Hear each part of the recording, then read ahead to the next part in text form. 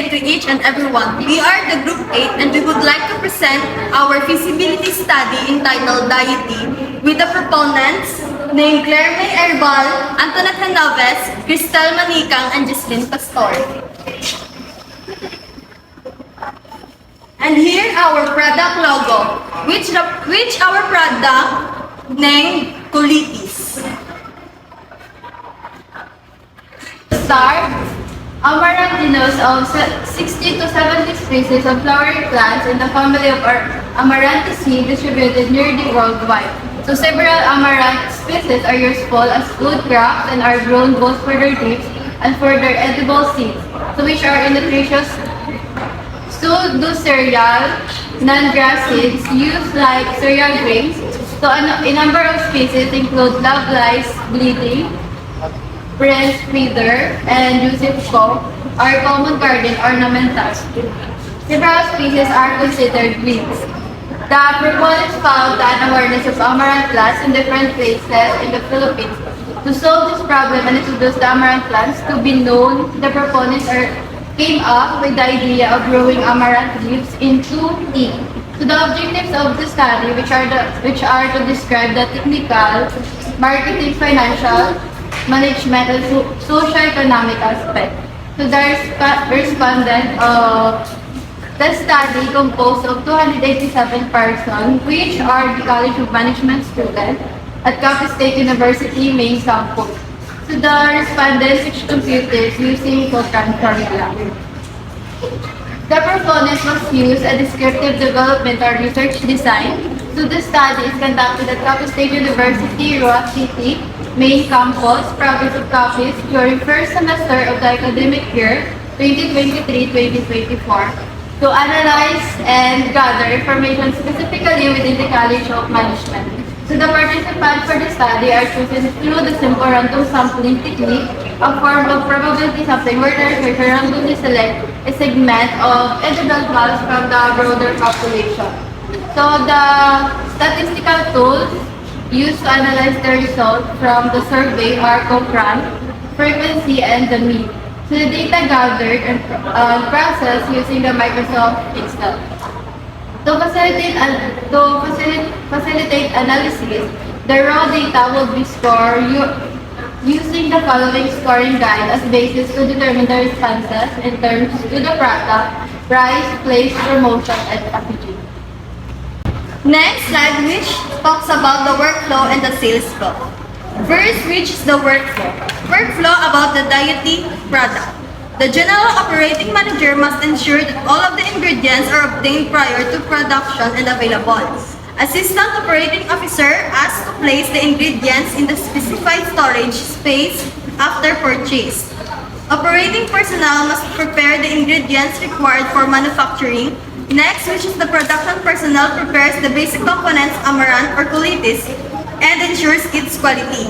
Production personnel are tasked by the operational manager with pick the amount of amaranth or colitis leaf from the stem required for production. And after pick the leaf from the stem of amaranth colitis, similar production personnel, after pick up the leaf from the stem, place it in the oven for around 30 minutes to reach consistent dried colitis. And check the texture. If the texture is right, eventually the amaranth or colitis dried out and must be processed in a food processor for 1 to 2 minutes. And pulverize it. Production personnel that specify task proportion of powdered ingredients will next to the place of measured ingredients inside of the tea bag and align the 12 tea bags inside of the pouch. Next, which is the sales flow. Inside of the sales flow, the Diatéa customer purchase order, then pick house to house offer. Pick up items from current physical store, then pouch the package items. Create sales invoice and receive the items. And here's the prototype of our colitis. So the target market was based on people that age from 18 to 60 years old, regardless of gender orientation, young people and adults. Moreover, in terms of monthly allowance, increased the low, middle, and higher allowance, including pensioners that specifically favored only as a good source of meditation on daily basis. Also, the potential consumers for the benefits of policies related to their needs, lifestyle, and preferences in order to meet their satisfaction. According to the result, in terms of product, with the grand mean of 4.83, price with a grand mean of 4.77, lease with a grand mean of 4.80, promotion with a grand mean of 4.75, and a packaging of 4.94, which are valid represented as many marketable. That in the competitors within beverage industry category of juices, soda, healthy beverages, and coffee products. Since most of the Filipinos were highly coffee drinkers, the direct competitors of Diatéa were the businesses that specifically declined coffee, such as milk tea that mostly attract to the interests and preferences of youth. The analysis of the total cost of the proposed project, including one that had uncertainty and operating cost and the potential revenues that the project would generate for return. Based on the table showing the net profit considerably increased in the third year of operation. Year 1, the business generates 0.59 gross profit margin. The total is how much profit it makes over a whole year to the direct cost allocated to the business. The same gross profit margin was shown in the business. In terms of operating profit margin, year 1 and year 2 rendered 0.60 operating profit, but on the year 3, the business generates 0.70 operating profit margin. Based on the table above, in terms of net profit, margin here was not increased on the third year of the business. In year 1 and year 2, it generates 0.61, the year 3, it generates 0.70 net profit margin.